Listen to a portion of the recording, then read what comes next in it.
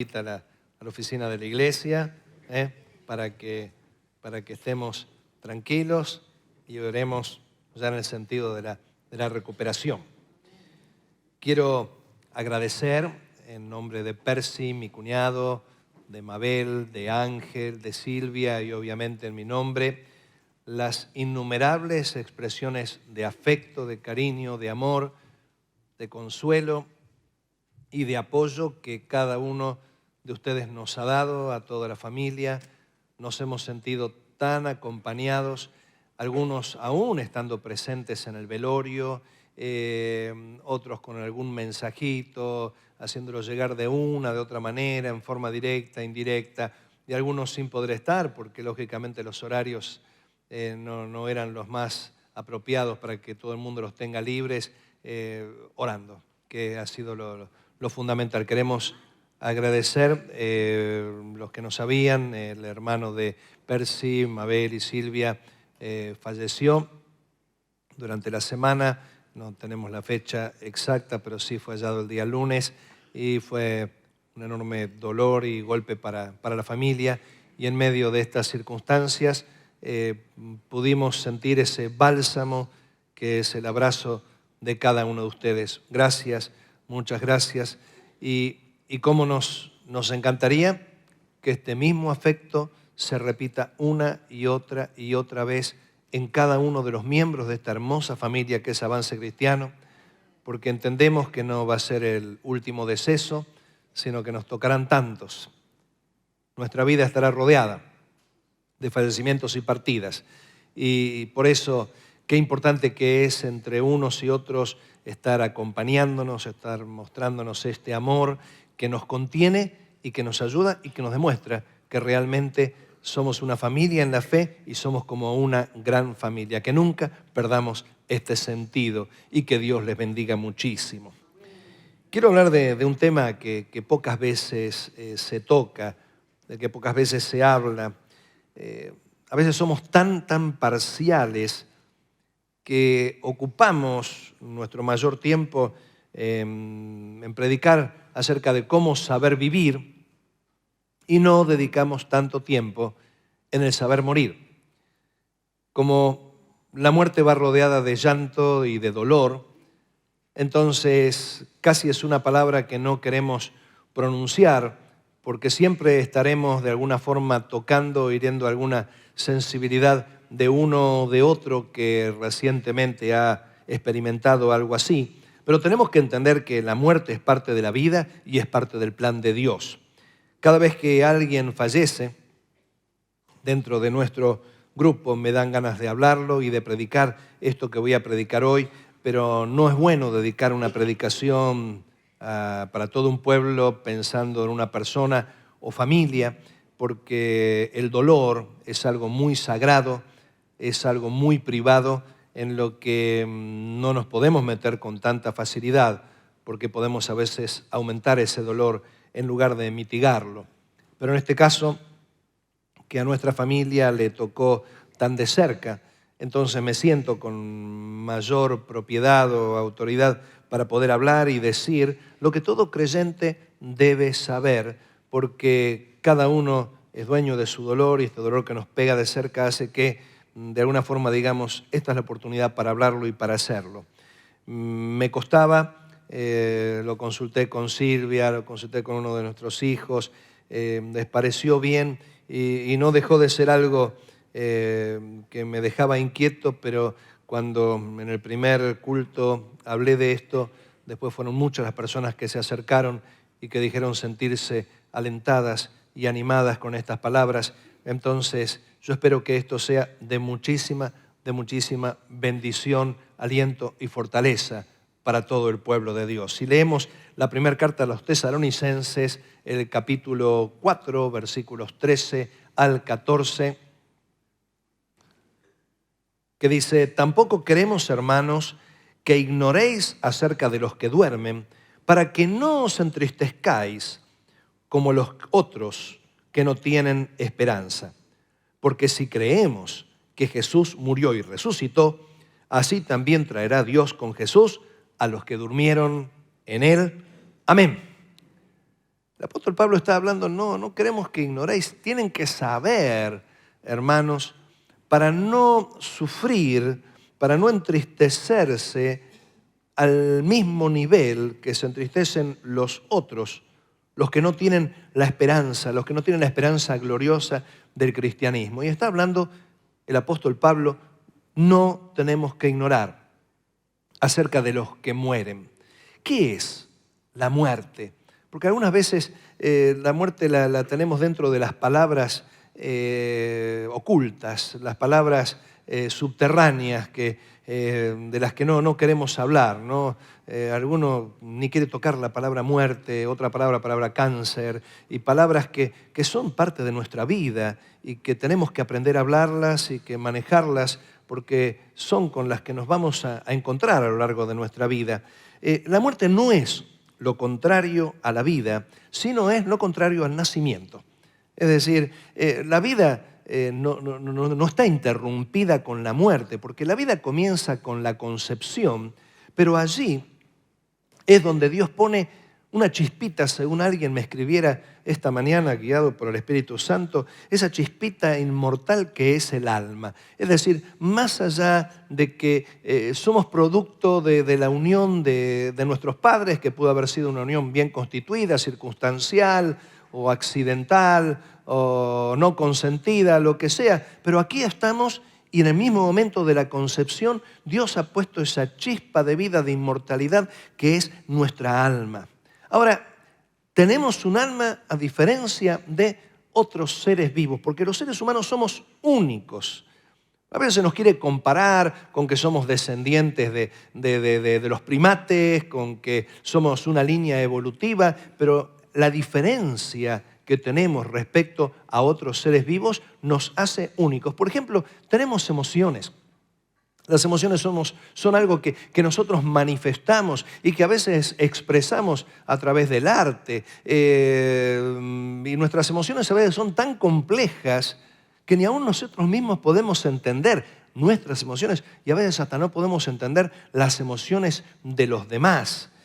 Los seres humanos tenemos recuerdos, cosa que los animales no tienen. Los animales ven una persona que les puede causar daño o alguna gente que les puede causar daño y sienten un temor que lo asocian, sí, con una experiencia pasada, pero no es que tienen el recuerdo de toda la historia, toda una vivencia que pueden proyectar en su imaginación. Además, nosotros, a diferencia de los animales, poseemos una capacidad creativa única y un sentido de lo estético y artístico que nos hace tan distintos a cualquier otro ser vivo. Los castores, en sus miles de años que tienen de existencia, nunca han modificado las chozas que hacen con las ramas que van coleccionando. Las aves no modifican el tipo de nidos ni el material con el que los están haciendo. Los horneros, miles de años haciendo siempre la misma arquitectura. Y las abejas, de las que dicen que es el insecto más antiguo de la creación, invariablemente hacen sus panales con esos orificios hexagonales que no cambian ni en medida ni en proporciones. Así que tenemos algo, no hay una casa exactamente igual a la otra, podemos dar ese sentido tan creativo y nos damos cuenta lo que es bello, lo que no lo es, y hasta podemos hacer arte. También contamos con un sentido de la ética y de la moral.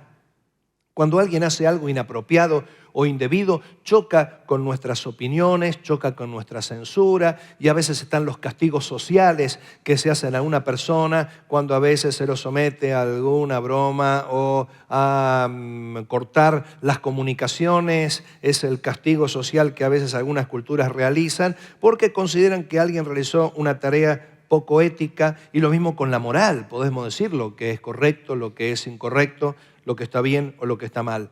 Los seres humanos, a diferencia de otros seres vivos, solemos sentir culpa de algo que hemos hecho en relación con lo que tendríamos que haber hecho o algo que hemos sentido en relación con lo que tendríamos que haber sentido, pero no solamente tenemos un sentimiento de culpa desarrollado. Los animales, no existe un animal que esté con sentimientos de culpa.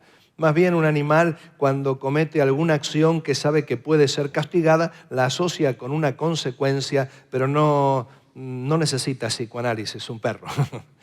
Es decir, el sentimiento de culpa es algo propio de los humanos, pero también el sentimiento de gratitud. Cualquier animal puede reconocer a su benefactor, pero lo ve como un posible nuevo benefactor. Es decir, quien le hizo bien una u otra vez hace que el animal haya desarrollado el hábito de seguirlo porque sabe que va a recibir bien. En cambio, los seres humanos recibimos bien de una persona una sola vez en la vida y no lo olvidamos, sino que tenemos una sensación no de conveniencia que nos hace estar al lado de la persona, sino de deuda que nos hace estar al lado para ver cómo podemos retribuirle lo que nos hizo. Tenemos memoria, como había dicho, porque podemos recordar tantas cosas, podemos recordar tantas personas, tantos contenidos y tantas historias, pero también tenemos pensamientos hacia el futuro. Podemos proyectar el futuro, podemos diseñarlo, podemos hacer planes. Los animales no hacen esto. Los animales entrenan a sus crías, pero nosotros entrenamos y educamos a nuestros hijos y aún hay profesionales que se dedican a entrenar y a educar personas que no son sus hijos en esta tremenda sociedad de humanos. Esto no se ve en otras escalas y otros reinos de los seres vivos. Practicamos ceremonias cuando hay alguna acción determinada, cuando hay alguna situación determinada, empezamos a practicar ceremonias de lo que sea para cada evento de la vida. Vamos armando algún tipo de elemento simbólico.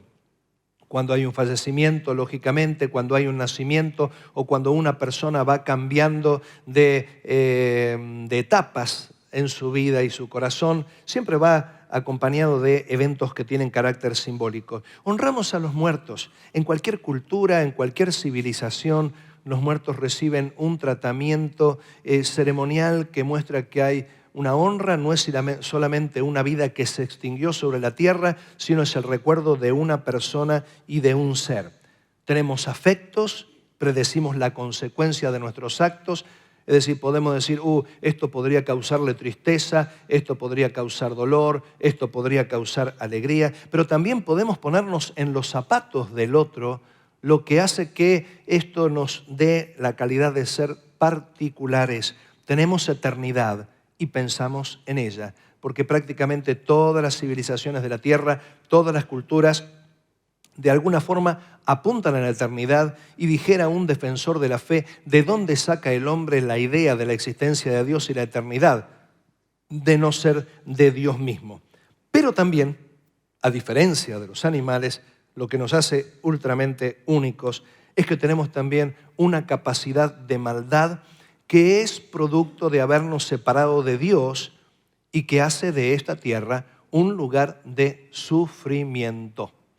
Y algunos piensan que la maldad es una acción moralmente despreciable y fuerte, pero no siempre la maldad es una acción de tipo moral. La maldad es la consecuencia de estar desconectados de Dios, que hace que andemos a nuestro ritmo, con nuestros criterios, sin depender del criterio celestial y que nos golpeemos entre nosotros.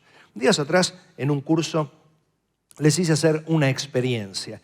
Les dije de que cantáramos todos una canción y la íbamos cantando una canción y que nos balanceáramos al compás de la canción. Y estábamos cantando la canción balanceándonos todos al compás. Entonces les invité a que cerraran sus ojos. Y estuvimos cantando esa canción con los ojos cerrados y en cierto momento les dije, abran los ojos y manteníamos todos el mismo ritmo, moviéndonos de una forma armoniosa.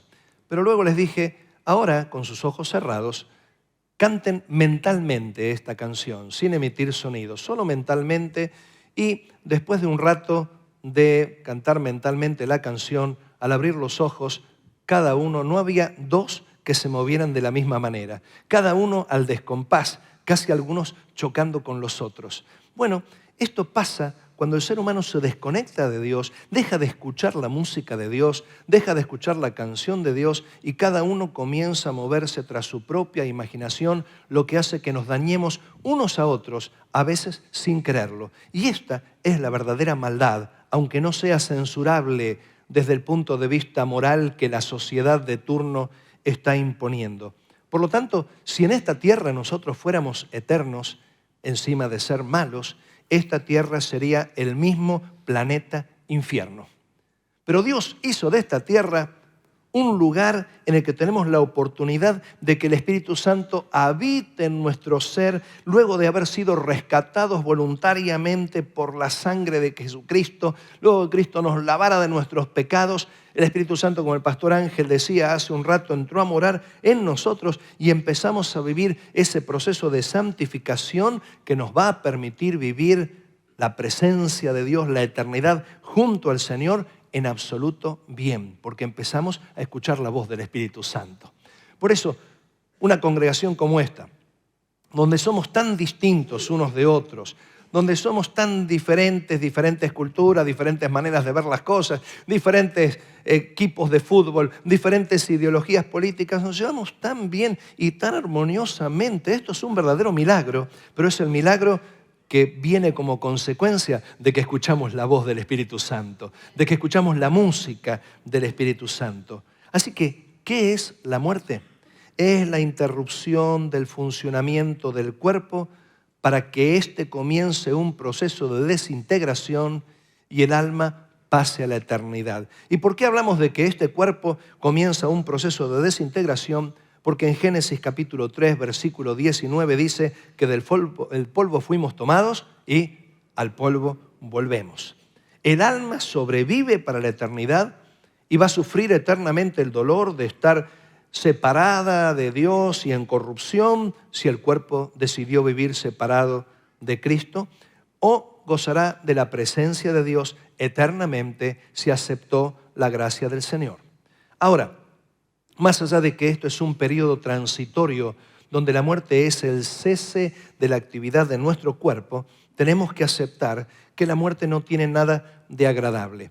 Porque algunas veces hay una idea muy falsa entre los creyentes de que tenemos que anhelar la muerte, que tenemos que marchar hacia la muerte muy felices, muy contentos. Y yo sé que decimos, sí, yo estoy preparado para morir, pero cuando cruzamos San Eduardo miramos para los dos lados. Es decir, cuidamos la vida. Entonces decimos, pero ¿qué pasa? La muerte no tiene absolutamente nada de agradable. Aunque Pablo dijera, para mí el morir es ganancia, esto no quiere decir que la ganancia esa tenga algo de agradable en su proceso. ¿Por qué? Porque en primer lugar, la muerte es consecuencia del pecado. De no haber existido el pecado, la muerte no hubiera venido. Y la Biblia dice de que cuando estemos en la presencia de Dios no habrá muerte, ni dolor, ni lágrimas. Dios enjugará toda lágrima. Esto quiere decir entonces de que la muerte no va a estar cuando se llegue al estado ideal. Por lo tanto, la vida eterna es ese principio que trae sanidad y gozo, pero la muerte es consecuencia del pecado. La muerte es desagradable porque va acompañada de incertidumbre. Cualquiera de nosotros, cuando va a enfrentar un evento nuevo, aunque le han dicho, no, esto es hermoso, es muy lindo, al niño cuando le dice, mira, vas a entrar a la escuela y la escuela es hermosa y todo, el desprendimiento del niño de los padres y el encontrarse con lo desconocido le trae muchísimos temores y la muerte va acompañada de esos temores e incertidumbres, porque poco se nos dice de los detalles que nos van a encontrar allá. La muerte es desagradable porque la enfermedad y el dolor la acompañan. Siempre que muramos, nuestra muerte estará precedida por algo de enfermedad o por algo de dolor. Y la muerte es desagradable porque nos separa de quienes amamos. Y esa separación es el centro, el meollo del dolor que todo el ser humano enfrenta cuando alguien muere. Pablo, para entender que la muerte no tiene nada de agradable, dijo en la segunda carta a los Corintios, el capítulo 5, versículo 4, porque asimismo los que estamos en este tabernáculo gemimos. Y la palabra que utiliza para gemimos es stenazo, de ahí viene estenosis, que habla de angustia, de estrechez, de estar pasando por un momento angustioso, pero dice gemimos con angustia, y la palabra angustia en griego es la palabra vereo, de ahí viene barómetro, del peso que tiene, o sea que gemimos con peso, con tribulación, porque no quisiéramos ser desnudados, sino revestidos para que lo mortal sea absorbido por la vida. En la Nueva Versión Internacional lo dice de una forma que lo podemos entender mejor. Realmente vivimos en esta tienda de campaña, suspirando y agobiados, pues no deseamos ser desvestidos, sino revestidos para que lo mortal sea absorbido por la vida. Y la Nueva Traducción Viviente lo dice más claro todavía.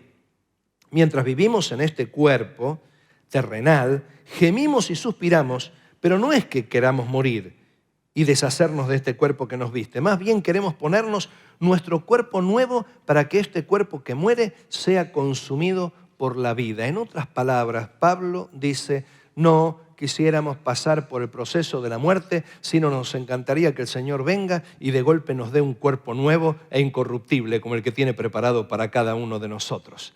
Así que no te sientas culpable si en cierta manera le rehúsa la muerte, porque Dios a todos nos dio ese instinto de conservación para preservar y defender siempre la vida. La muerte es el fin de la vida solo en la tierra, en el que los santos comenzarán a utilizar la vida eterna que recibieron del Señor, y los incrédulos comenzarán la expectativa del juicio final y el posterior lago de fuego. Así que esto es un proceso y es parte de la vida del creyente, la muerte. Ahora, ¿qué decir del duelo? ¿Qué es el sentimiento que se apodera de los deudos, de los que sobreviven al difunto? El duelo es el proceso por el cual los seres humanos asimilan la pérdida de su ser querido. Todos hemos pasado por diferentes tipos de duelo, porque el duelo siempre es el sentimiento que acompaña a la pérdida. Y el duelo normalmente que acompaña a la pérdida de seres queridos es algo inherente a todos nosotros, porque todos somos mortales. Y si todos somos mortales, quiere decir que todos moriremos algún día, pero como todos provenimos de mortales, todos estaremos experimentando la pérdida de seres que nos rodean. Los más pequeños son los que menos acostumbrados están a tener contacto con la muerte, porque su círculo familiar y su sociedad en la que viven es más pequeña, pero en la medida que vamos creciendo nos vamos encontrando con que mueren nuestros mayores, a veces mueren nuestros menores, a veces empiezan a morir nuestros congéneres, nuestros contemporáneos, hasta que nos encontramos en la primera línea. Pero la muerte llega en cualquier momento y no hay edad y no hay persona a la que se le pueda vaticinar la muerte antes que a otra. Recuerdo un vecino que tenía, que un día me lo encontré y le pregunté, ¿cómo está, señor Hunt? Y él me dice, aquí estamos, estoy triste porque mi esposa va a morir. Y lo lamenté, charlamos un rato y después de un par de años estaba en un cementerio oficiando un servicio y me encuentro a la esposa del señor Hunt, todavía que estaba viva, y estaba con flores y estaba llevándole flores a su esposo que había muerto.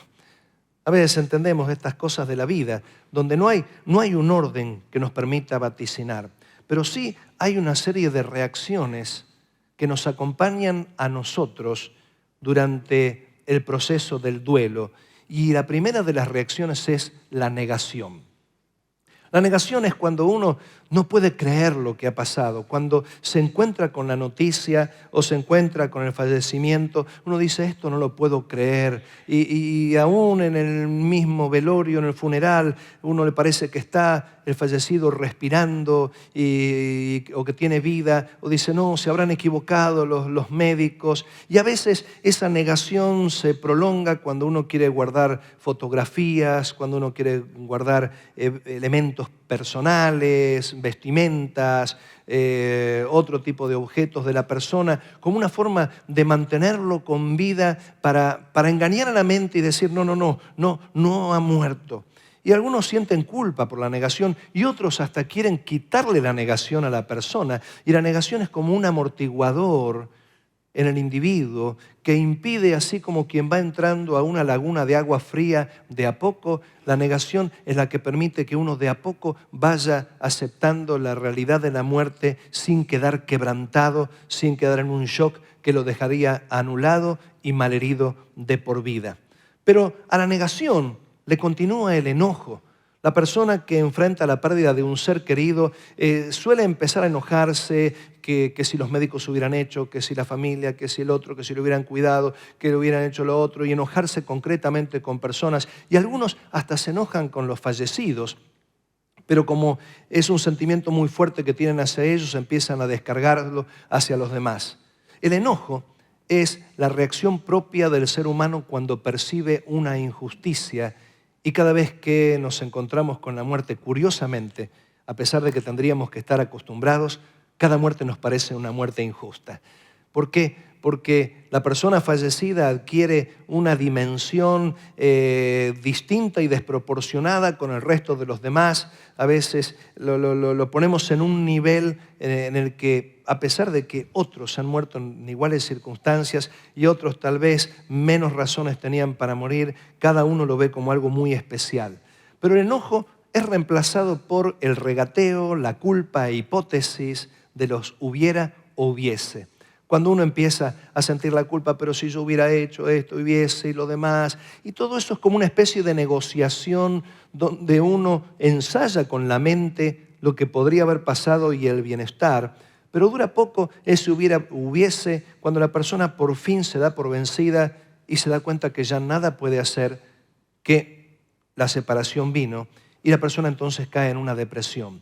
La depresión no es negativa en este caso, es el haber tocado fondo en esos pasos en los que Dios permite que uno vaya llegando gradualmente para no destruirse. Y cuando uno llega a la parte más profunda de la depresión, es entonces cuando uno cobra sentido de la realidad y uno puede empezar a reconstruirse para llegar al último estado de ánimo, que es la aceptación. Quizás un buen número de los que estamos acá, que seguramente hemos perdido tantos seres queridos, hemos superado ese periodo de la aceptación y ya estamos continuando con nuestra vida hacia adelante. Pero también la muerte va acompañada de diferentes etapas, como por ejemplo la primera etapa, que dura unas horas, es la etapa del impacto, de la lucha, de la huida, de la parálisis, de la desorientación, de la búsqueda, de lo perdido. Y en esos momentos de impacto, de shock de la persona va a decir cosas inadecuadas, va a cometer acciones inadecuadas, y a veces nosotros con la mejor intención tratamos de frenar a la persona, censurarla, decirle no digas esto, pero ¿cómo vas a hacer? Y estamos añadiéndole culpa a un momento de drenaje en el que la persona no tiene control de sus pensamientos, no tiene control de sus sentimientos, porque está en el estado de choque. Luego de esas horas, la persona pasa por un estado de confusión, de ira, de temor, de culpa, de furor, de contemplación. Y esa etapa sí dura días. Es donde la persona está tratando de esperar que vaya decantando todo eso que sacudió en ese frasco y trata de ordenarse y orientarse un poco más. Durante esos días la persona que necesita simplemente compañía y afecto. Luego viene la etapa de ajuste, sentimientos más positivos. La persona empieza a buscar reorganizar sus ideas, reorganizar su vida. Y esta etapa es una etapa que suele durar semanas y lo que necesita simplemente que le apoyemos aún en los ensayos que hace tratando de encontrar el norte en lo que le pasó. Y finalmente viene la etapa de la reconstrucción, reconciliación, de esperanza, donde la persona reanuda la vida. Pero durante el duelo solemos ver en la persona algunos síntomas que a veces nos preocupan tanto y hasta nos desesperan. Y esto pasa cuando varios experimentan el duelo por la misma persona. Al dolor se suma el dolor por el dolor del otro que amo. Entonces, esos dolores sumados lo único que hacen es agravar la angustia, cuando en realidad no tenemos que preocuparnos por los síntomas de la tristeza. La tristeza es un sentimiento que proviene de la sensación de pérdida. Cuando una persona siente que perdió algo, se suma en la tristeza.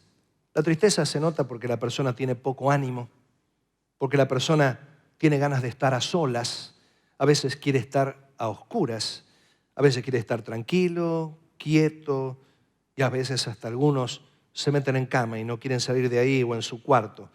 No hay planes para el futuro, no hay entretenimiento, se lo ve ausente, se lo ve distraído, se lo ve pensativo y a veces reacciona mal ante cualquier insistencia o situación. Esto nos asusta y pensamos que va a ocurrir con esta persona, será la siguiente persona que va a morir por lo mal que está. No.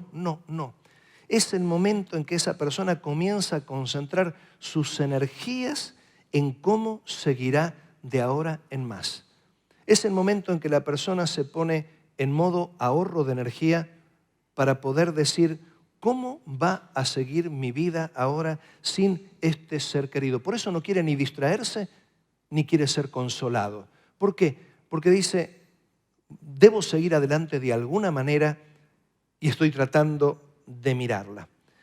El rol y la relación que esa persona tenía con el difunto quedó vacante.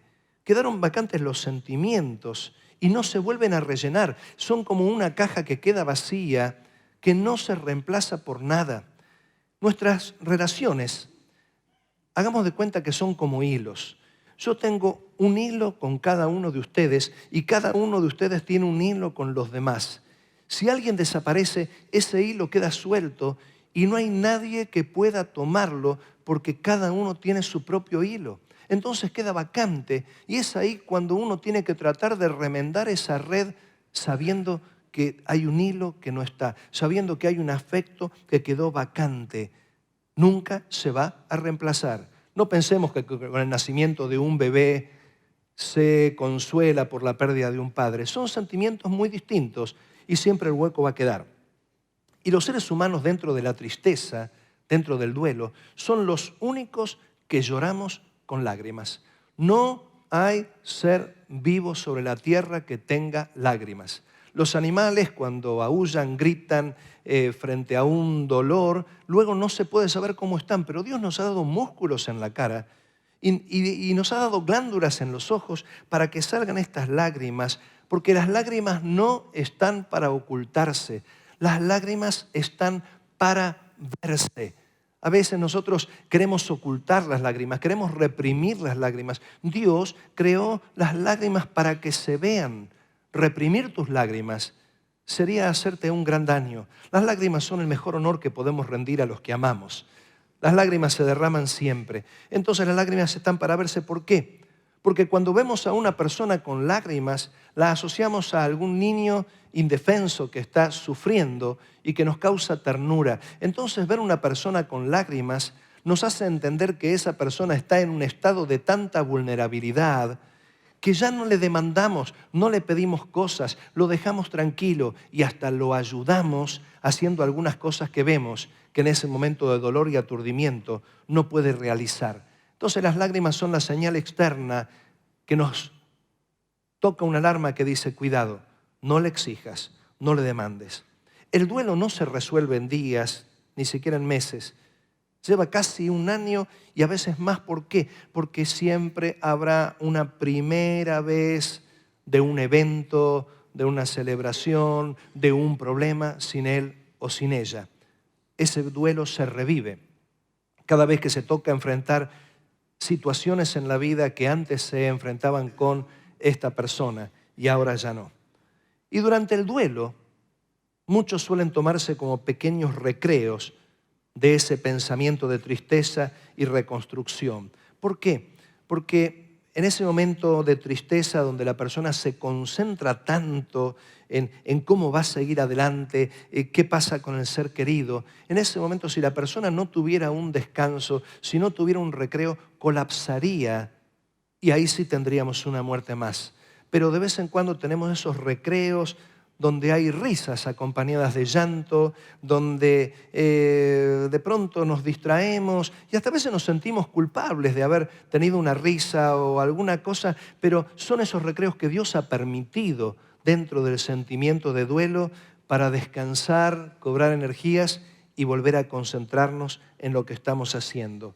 En la medida que pasa el tiempo, cada vez los recreos que vamos tomando son más grandes y los momentos de recogimiento son más pequeños hasta que finalmente continuamos con nuestra vida. Y durante el duelo, la persona va celebrando ensayos a vivir sin.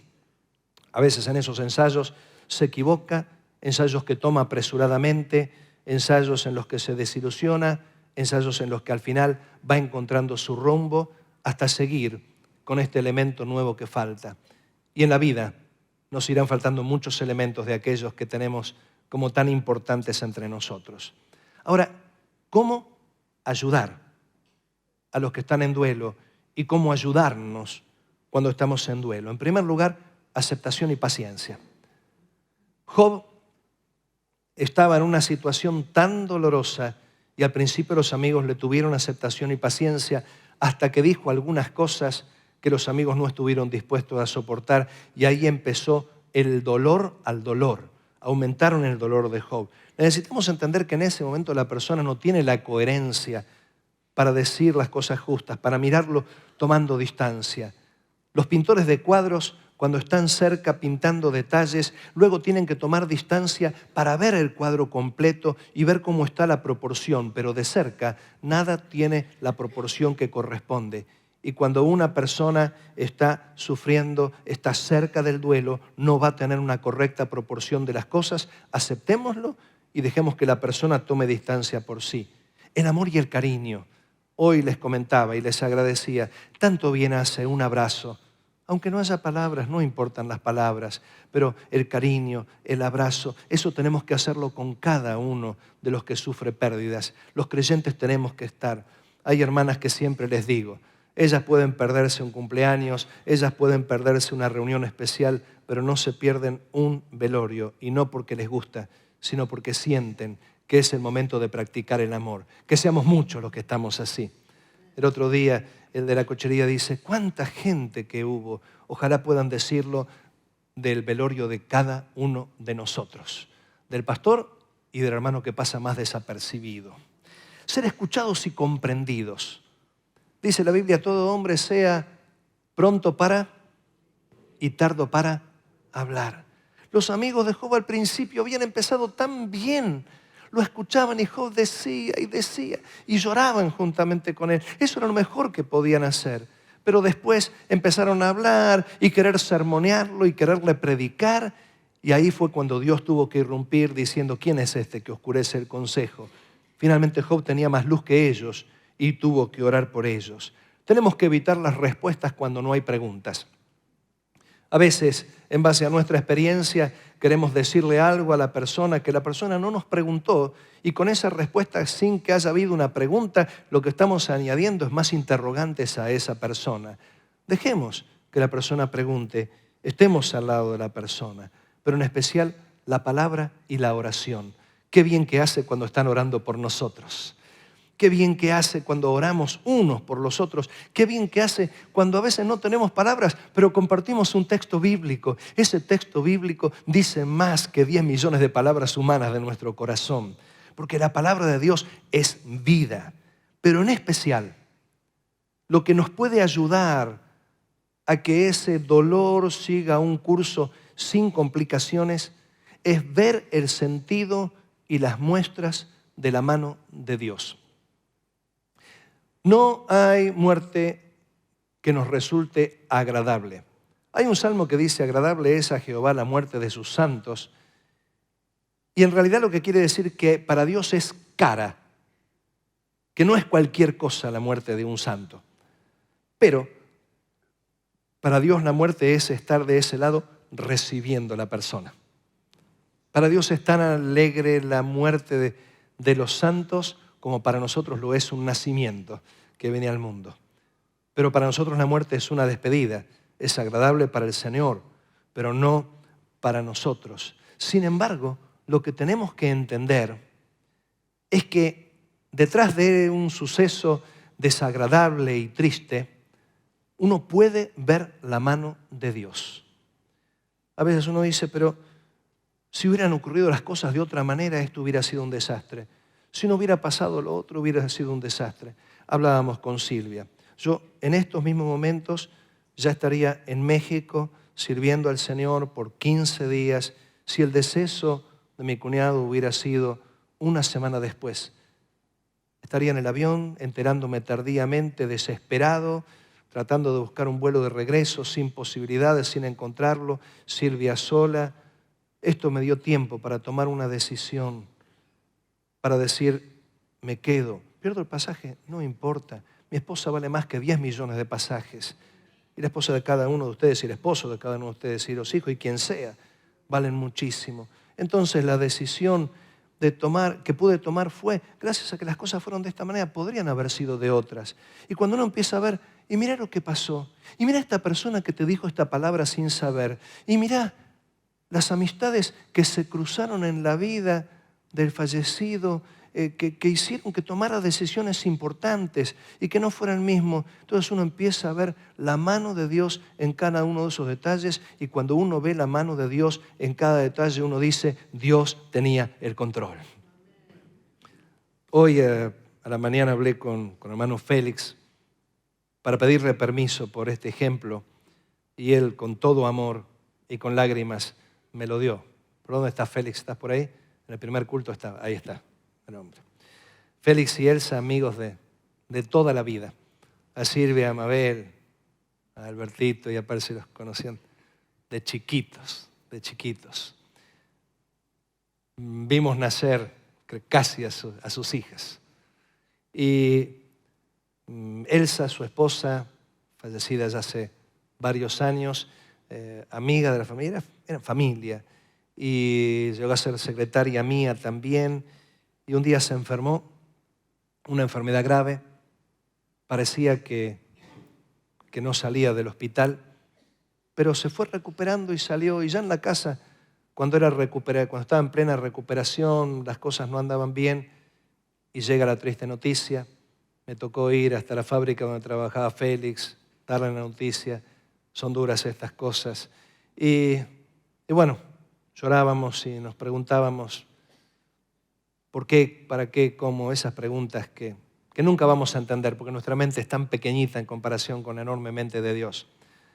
Pero sobre este dolor, unas semanas después, se incendió la casa de Félix y perdió todas las fotografías, todos los recuerdos que tenía.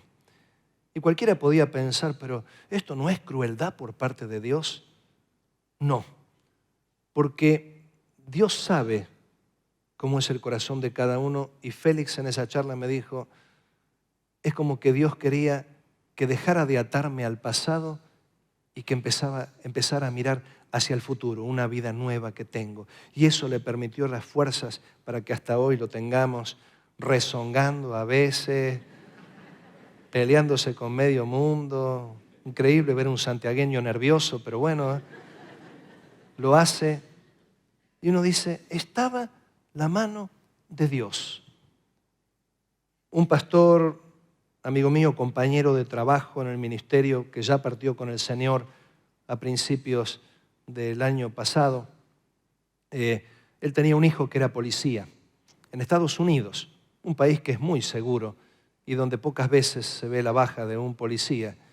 Él estaba cuidando una casa de venta de autos y siente un ruido, y había dos ladrones que estaban hurtando la rueda de un auto. Entonces él dio la voz de alto y le dispararon, porque ellos lo vieron a él no los vio a ellos, simplemente sintió el ruido, dispararon, la bala pegó en su chaleco y cayó al piso conmocionado, pero sin herida. Pero ellos no se contentaron con eso, sino que acercaron a donde estaba y lo remataron. Cuando les dieron el aviso a ellos fue un dolor muy grande, una agonía de 1 o 2 horas, y partió a la presencia del Señor. Para ellos era inexplicable. Me tocó verlo 15 días después a él cuando viajé para Estados Unidos, y el llanto y lo inexplicable. Pero ocurrió algo más en esas 2 semanas. A la semana siguiente del fallecimiento de su hijo, de 26 años, lo llaman por teléfono de la concesionaria de autos y le dicen, su hijo estaba pagando un auto y terminó de pagarlo, y acá está el auto otorgado, adjudicado para que se lo lleven. Y para ellos ese auto, como no les correspondía, pero ese auto era un poco el Hijo, la imagen del Hijo, porque lo que Él con sacrificio, pagando las cuotas había hecho, entonces casi el auto era como un resto del Hijo. Así que lo van a buscar de la concesionaria, van en el auto, la esposa toma el auto del Hijo y lo va manejando con lágrimas en sus ojos, se detiene frente a un semáforo y los semáforos allá son más largos que los nuestros. Y un auto de la nada chocó por atrás el auto, lo hizo chocar el auto hacia adelante con otro más y quedó destruido, no podía manejarse. Así que perplejos, diciendo encima este trastorno, llaman a la grúa de auxilio para que lo lleve y la grúa lo carga, lo lleva y unas cuadras más adelante la grúa para en un semáforo, un auto se había metido entre el auto de mi amigo y que estaba ya con su esposa y la grúa, ese auto también, por alguna razón, la grúa estaba parada, chocó al auto, lo destruyó por completo y el auto no quedó. Y uno podría decir, pero encima eso, el auto no era el Hijo. Y Dios quería que dejaran de mirar al auto como si fuera un resto del Hijo al que se estaban aferrando y que se dieran cuenta de que el Hijo estaba en la presencia de Dios porque el Hijo era un siervo de Dios. Que dejaran de mirar en la tierra y que miraran en el cielo. Y desde ese momento ellos se dedicaron a predicar a los policías y pusieron un folleto hermoso donde testificaban, iban a las reuniones de policías y muchos policías conocieron a Cristo a raíz de esta situación. Esto nos muestra que Dios está y cuando uno ve que Dios está, quiere decir que Dios tiene el control. Y cuando Dios tiene el control, quiere decir que todo va a salir bien porque es como Dios lo tenía planeado. Pero sobre todo, uno puede ver la mano de Dios cuando momentos como este nos ayudan a acomodar nuestra escala de valores. Ahí es cuando nos damos cuenta que nuestros orgullos, que nuestros resentimientos, que nuestros egoísmos, que nuestras bronquitas y que nuestras cosas no importan para nada. Ahí es donde nos damos cuenta lo importante que es dar amor a los que tenemos alrededor nuestro, a los seres vivos. Nadie después de un fallecimiento queda igual, sino que todos crecemos y empezamos a ver la eternidad de una forma más clara. Pero por sobre todo, en medio del duelo, lo que más nos ayuda es entender lo que dijo el apóstol Pablo. ¿Qué fue lo que dijo? Vamos al principio, a lo que habló. Tampoco queremos, hermanos, que ignoréis acerca de los que duermen, para que no os entristezcáis como los otros que no tienen esperanza. Porque si creemos que Jesús murió y resucitó, así también traerá a Dios con Jesús a los que durmieron en Él. Y esta esperanza está solamente para los que durmieron en Él. Esto quiere decir que hay muchas personas que si hoy murieran, si hoy durmieran, sería sin Él. Esto quiere decir que frente a la realidad de la muerte, si hay algo que Dios espera de nosotros, es que prediquemos el Evangelio de Jesucristo. ¿Para qué? Para que un día podamos encontrarnos todos allá. Que Dios nos ayude a que la muerte sea tomada como un proceso natural de la vida, pero sobre todo que la muerte vaya acompañada de la salvación y esto se logra cuando vos y yo cumplimos con la gran comisión. Padre querido, a veces nos alteran pequeñas cosas cuando hay cosas más importantes como la eternidad. En esta mañana queremos agradecerte por la vida y también por la muerte. No sabemos cuándo será la hora de nuestra muerte, pero sí sabemos algo, de que a todos nos llegará.